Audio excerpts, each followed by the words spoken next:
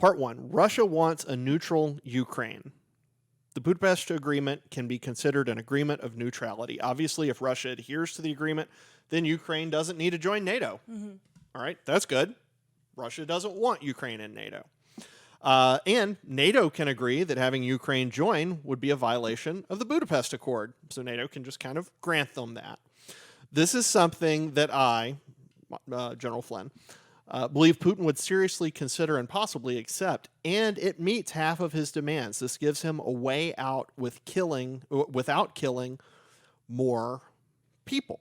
So since the fall of the wall, since the Soviet Union disintegrated, the Russians have worried that the West was going to creep up onto their borders. You were saying a little bit ago about Jordan Peterson, get closer and closer and closer and closer and closer. Mm-hmm. They've thought the West is doing that. The ultimate version of that, the ultimate nightmare on their part, is a Ukraine that has NATO membership. Mm-hmm. So is that something Putin might respond to if the Ukrainians say, hey, look, just stop, and we promise we won't join NATO? I think he might. I don't know what the likelihood of that actually happening is. I feel like both parties would have, some hesitations with that. Ukraine would be certainly hesitant to say they're not going to join NATO. Honestly, I feel like that would be a better deal for Putin probably than it would for Ukraine, because if Ukraine says we're not going to join NATO, I don't know what's to stop Putin from just violating another agreement. I mean, he violated this agreement, so what's going to stop him from doing it again? I feel like if I was Ukraine, I would be skeptical of providing him that sort of out. Yeah, I wouldn't give them anything if I were Ukraine. Well, it would give Putin one of the things he wants most, which is the guarantee that NATO isn't on his doorstep. Mm-hmm. And I do think that's probably worth something to him. Your point about whether or not Ukraine would be willing to give up the option to get into NATO, because if they get into NATO, then presumably they're completely secure. Yeah. The question is, will NATO? I don't think NATO will actually ever give them membership. Because, I mean, Tara, so you're NATO. Yeah. Ukraine is, you're not responsible for the Ukraine. If you give the Ukraine membership, you're going to be responsible. And if Putin does something dumb, which he's done and is doing right now, then you're obligated to respond. Yeah. Are you really going to risk giving Ukraine NATO membership? So it's so funny because I'm not even trying to be difficult this episode, but if I were Ukraine, I would literally fight to the death at this point, because there's no point. Yeah, they're already doing that, because I would never enter an agreement with Russia because clearly they can't maintain those agreements. But if I'm NATO, there's absolutely no reason in my mind that I would let them join, because like two things can be true at once. We can offer assistance to them, and number two, we don't have to back them in the same way we would for a NATO alliance, because it just seems like an absolutely potentially catastrophic decision, because if something were to happen in Ukraine, then we're supposed to have Britain, the U.S., all NATO members respond with an instant, swift military action, and that just seems incredibly dangerous and irrational. If I'm NATO, I wouldn't want anything to do with that. Against an unpredictable nuclear power. That's I agree. Literally signing a death contract to me. I think it sounds terrible, but any agreement, there has to be a reason for both sides to get in the agreement. What would Ukraine provide to NATO that would then in turn say, well, we're going to protect you? I don't understand. Of GDP. I don't know how NATO would benefit from that. It would be almost all risk with basically no benefit. No upside. That's exactly right. So what Flynn's tossing out here, this idea that NATO agrees, look, we will not let Ukraine in. We will consider that a violation of Budapest. Awesome. Okay, good. NATO gets what it wants. Ukraine says, and Russia says, all right, cool. We've got a NATO-free Ukraine. We want out of this thing. We're losing face on it. Let's pull back. We got the concession we wanted. Ukraine will never join NATO. All right, and take our tanks and go home. They get something out of it. So Flynn himself acknowledges this. It's not clear that this would completely work, but I do think it's plausible. So if we can get that agreement, no Ukraine in NATO, then Russia leaves Ukraine. If we can get that agreement, we go to part two. Putin wants, and again I'm reading from General Flynn's piece, Putin wants Ukraine to renounce any claim to Crimea. Ukraine should agree with a major caveat.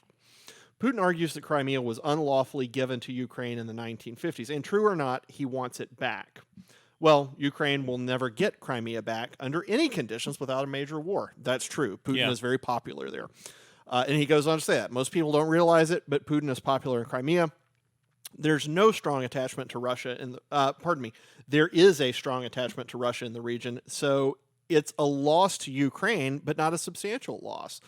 Also, the major caveat is that Ukraine has made a bunch of improvements to Crimea over that time. Russia should pay them for those improvements, do a payment plan. Now, it will stink for Ukraine to lose a chunk of territory there, but they would get payment in return. They would lose a region that actually doesn't like being owned by Ukraine. They would prefer to be Russian. Yeah. And it gives Putin, it really gives something he can go back home and he can say, hey, look, I forced them. They've now admitted Crimea's ours. Yeah, I think this second part makes much more sense to me as a deal for both sides. I don't think the first one, I don't know that I believe Ukraine would agree to this. This one, I think it sounds like something Ukraine should agree to because, like you said, they're not going to get Crimea back unless they want to fight a war. And I really don't think that they want to have a large, massive scale war against Russia. They are holding their own against Russia now, sure, but I don't think that they want to get into a full-fledged war with them. Yeah, it's a different thing when you're fighting for your home. Yeah, I think that's different. And I also think that, they would benefit from getting this money, and Russia would benefit, or Putin at least would benefit from being able to say, oh, look, we got Crimea. Like, he would win approval with his people, which is very concerning to him. And so I feel like in this part, both sides get something that is valuable to them. Yeah, he gets a prize out of it. And Tara, I think Russia's going to pay one way or the other, right? Yeah. They're either going to pay for a war in blood and treasure, or they can make payments to Ukraine for Crimean improvements, and they just pay that with treasure, no blood. Yeah. I think I would like to say that that's a deal they'd make, but I just don't think that, based on what we already established with the whole Super Bowl ring thing, I just don't think that that's in Putin's playing deck right now, because I think he truly wants Ukraine. Nothing's going to stop him from doing that. I think he will go to basically the ends of the earth to try and get Ukraine rather than retreat, because that's going to be a huge blow to his ego. He wants everyone to view Russia as this superpower despite their horrible GDP and just overall lack of economic success. And so I think that this is pretty much like his last great stand, because he wants to return Russia to its former glory, and I don't think he'll view that in any other way than total takeover of Ukraine. Yeah, so that's like the $1 million question right now. I shouldn't say that's like the $1 million question right now. That is the $1 million question right now. Is he going to be content with anything other than complete military victory? But we're also getting reports that Russian soldiers, the Ukrainians are recovering cell phones from Russian soldiers that have texts to their mothers saying, we thought we were on a training exercise, and now all of a sudden we're at war. And other texts saying, oh my gosh, we're targeting civilians. I can't believe we're doing this. It's also not clear how popular this is back at home for Russia. And so I hear what you're saying completely. I do wonder what Putin will do, though, if he begins to think, if I stay in this thing, I'm going to lose serious support back home.